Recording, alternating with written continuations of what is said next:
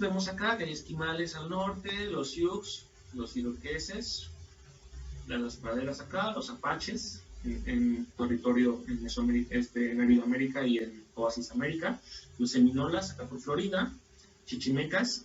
Esto es muy genérico, por supuesto, ¿no? Los chichimecas culturan, por supuesto, todos, ¿no? Porque ahí tenemos que mencionar a los tarahumaras, los huicholes, ¿no? El Imperio Azteca, ahora ya está desacreditado llamarlos aztecas, ¿no? Ya en el mundo académico ahora se les llama mexicas, como ellos mismos se denominan, ¿no?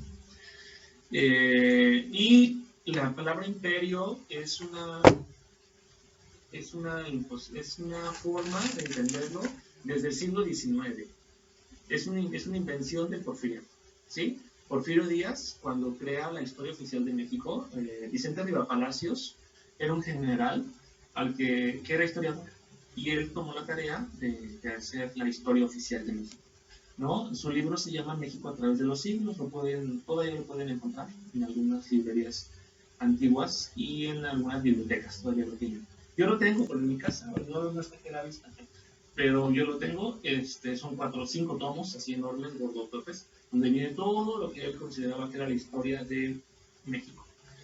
Entonces, ahí no toma en cuenta el concepto de Mesoamérica, bueno, no existía, entonces para él México siempre fue México, y todos éramos aztecas por ascendencia, ¿no? Todos, porque los aztecas gobernaban todo. Entonces, lo cual es completamente falso, ¿no? Sobre todo porque sabemos que la influencia mexica pues no fue tan importante, no fue tan grande como se ha ensalzado, se ha querido engrandecer. Y sobre todo, la idea de imperio es una idea que se crea justo en México a través de los siglos, ¿no? Entonces no es una forma que ellos pensaran, ni siquiera los castellanos le llamaron imperio, ¿no? Ni los españoles en ningún momento. Bueno, los mayas, como ven, están extendidos desde Tehuantepec, desde el istmo, todo el istmo, desde el istmo veracruzano, el istmo oaxaqueño, hasta Centroamérica, ¿no? Y de alguna manera, por eso, en Europa se considera a los mayas como el grupo indígena más importante de Mesoamérica y el grupo más importante de México todavía, ¿no? En la actualidad. Entonces, bueno, los mayas sepan que son como los más taquilleros del mundo actualmente. Bueno, luego están los chibchas, que viven en esta parte que es como Centroamérica y Ecuador.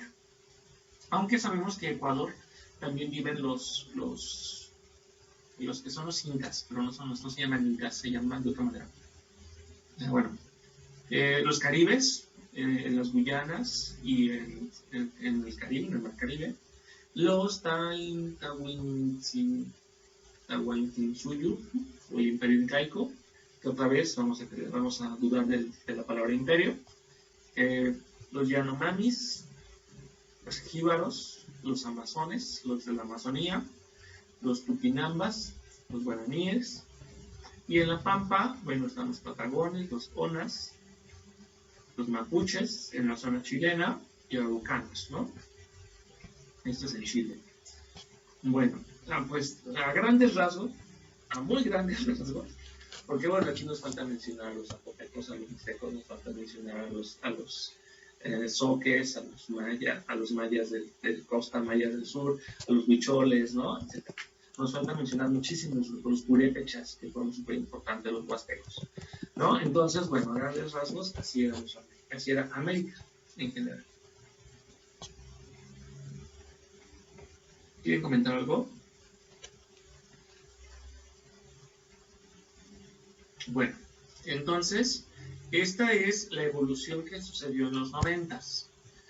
El cambio del concepto de Mesoamérica, se conserva el occidente, se conserva el Golfo, se conserva Oaxaca y se conserva la zona maya, pero aparecen en la escena nuevas regiones que fue norte de México, que como ven va de Sinaloa a Tamaulipas, pasando por San Luis Potosí, Zacatecas y un poco de Durango, sobre todo porque la arqueología de la zona hizo ver, pues no era que al final hay una cultura importante, fuerte en esa zona, y eso sobre todo regiones como la Quemada y la Huasteca Potosina, ¿no? Que tienen grandes grupos culturales. La zona altiplano central más bien se puso como centro en general, aunque sabemos que no había un centro, ¿no? Sabemos que Teotihuacán, por ejemplo, era una ciudad muy importante en su momento, que era el cruce de caminos y había regiones de todas partes, pero era una metrópoli enorme, pero era una ciudad de estado autónoma, no ejercía influencia sobre las regiones, ¿no? Eso es importante de recalcarlo todavía. El Golfo, Oaxaca, la zona maya, y a la zona maya, bueno, la región Guerrero aparece aquí, se le quita a Occidente la región Guerrero, porque bueno, ahora es muy importante Guerrero y esas cosas, pero bueno, sabemos que conserva muchos rasgos mesoamericanos, muchos rasgos del Occidente, realmente, por eso estaba ahí. Y bueno, acá en la zona maya se crea la zona Centroamérica, que pues ya corresponde a Costa Rica, un poco de Nicaragua, un poco de Honduras y de aquí El Salvador, seguro, ¿no? Un poquito. ¿Quieren comentar algo de esto? Hay un elemento que es muy típicamente del occidente de México, que es el pozole. El pozole durante el siglo XX nos lo vendieron como la comida nacional, ¿no? Sobre todo hacia el exterior de México, el pozole era la comida de todo mexicano, ¿no? La comida de fiesta. Ahora sabemos que eso no es cierto, ¿no? Sin embargo, sobre todo porque en cada región hay una comida de fiesta, ¿no? En Oaxaca no comen pozole en las fiestas, comen barbacoa, comen mole, comen, ¿no? Depende del lugar, ¿no? Ustedes lo saben. Entonces no hay pozole, ¿no? El pozole solamente está en Jalisco. En Jalisco sí, aquí cuando es fiesta hacemos pozole porque hay pozole, porque sí, ¿no? Entonces, bueno, ¿ustedes recuerdan tipos de pozole?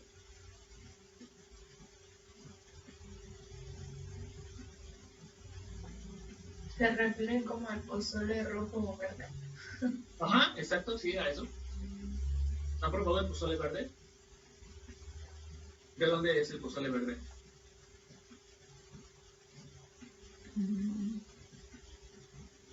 ¿No? Es de Guerrero. Es el pozole típico de Guerrero. El pozole de Michoacán, ¿cómo es? ¿Ubican?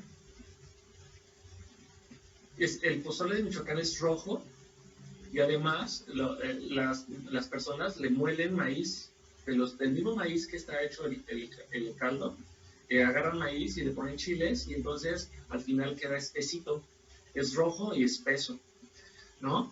Y el pozole estilo Jalisco es un pozole que puede ser blanco o rojo, pero es muy aguadito, ¿no? A diferencia de los otros, es el menos espeso y es el menos condimentado, no lleva ningún tipo de hojas, ¿no? Básicamente es el más sencillo, el más minimalista en realidad.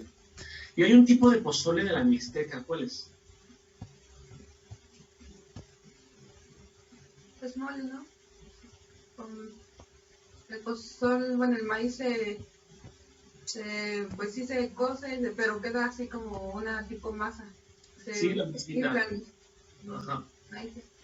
Sí, sí, y el mole es como el caldo, pues. Ajá, exacto. ¿No? Entonces, si ustedes, bueno, no lo recomiendo porque me paguen, pero si pueden vayan a La Gran Torta, que es un restaurante que está ahí junto al Banamex del Carmen Bajo, en Porfirio Díaz y Morelos. Ahí venden los 3 tipos de pozole. A ese lugar me gusta solo por eso, porque es toda una misión antropológica. Puedes justamente conocer los 3 tipos de pozole, verde, el rojo y el blanco. El blanco es el de Jalisco, ¿no? Y bueno, cuando vayan a los restaurantes y les vendan pozole estilo Jalisco, sepan que no es cierto, así no se ve el pozole de Jalisco. Al menos en Oaxaca no lo hacen como aquí. Entonces, más bien tendríamos que decir interpretación Jalisco, ¿no? Interpretación local. Bueno, entonces, justamente la cosa del pozole lo tomo porque justo, como mencioné, los 3 estados que tienen un pozole característico son los estados de Occidente, ¿no? Entonces, y debemos saber que el pozole se hacía con carne humana, ¿no? Y justamente lo suplieron por puerco, los castellanos, porque el puerco, dicen, que es la carne que tiene un sabor más cercano a la carne humana, ¿no? Entonces el sabor no cambió tanto. La idea era conservar el sabor y dejar de comerse a la gente, ¿verdad? Entonces, porque bueno, no era muy cristiano entre comerse a los otros. Entonces los castellanos dijeron, esto no puede seguir así. Bueno,